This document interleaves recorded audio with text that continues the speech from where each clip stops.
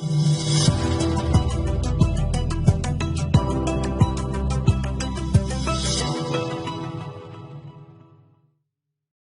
RigidBody2D component places an object under the control of the physics engine. The RigidBody2D component is also used to define important physical properties about that game object. 2D rigid bodies with higher mass, like those in the real world, take more time to move and will have greater effect when colliding with other 2D rigid bodies. Linear drag will slow the speed or velocity of the RigidBody2D. As an example, in this project, I have a ball and a stick. Here, I have taken this ball and I have a RigidBody2D component attached to it. Now, when I run this game, the ball falls onto the log at a normal speed and then rotates. Now, on the ball, I have attached the rigid body and the linear drag is set to 0. If I increase the linear drag to 5, what happens is the ball will experience a friction in the air and its speed will slow down quite dramatically. So here you can see when I applied the linear drag, the speed of the ball decreases considerably in the air, and angular drag will slow the rotation or angular velocity. Here in this project, the ball has an angular drag of 0.05. This means that the rotation of the ball will slow in this extent. If I show you by running this game, when the ball falls in the log, the rotation is quite normal. But if suppose after falling onto the log, I want that the rotation of the ball decreases, so what I do is I apply the value of angular drag or increase the value of angular drag to suppose 3. Save this, and if I run now, you will notice that the speed or the rotation of the ball has decreased and it has literally stopped because the friction applied on it is quite a lot. So this is about angular drag. Gravity scale controls how gravity affects the RigidBody2D. Gravity scale allows for precise control on a per game object basis. To disable gravity, set this value to 0.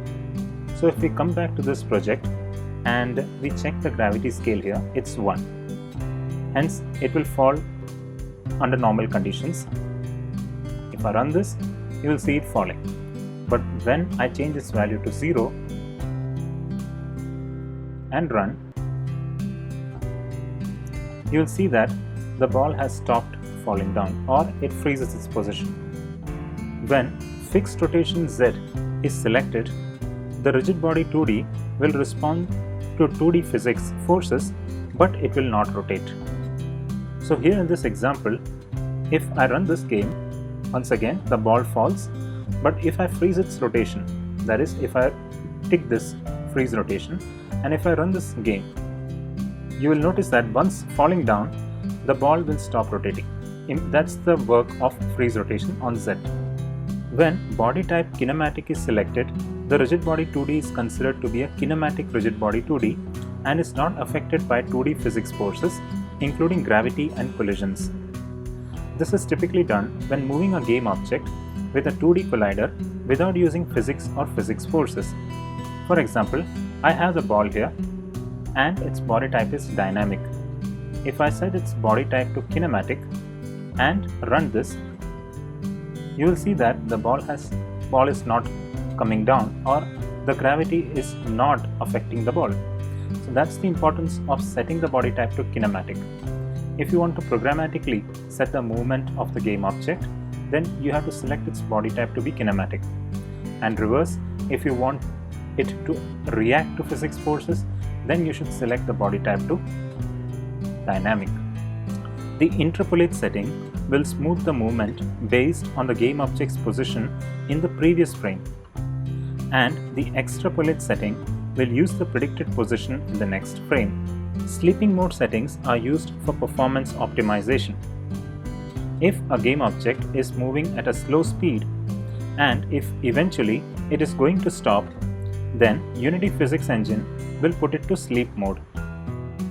Sleeping mode controls how the rigid body will sleep to save processing time.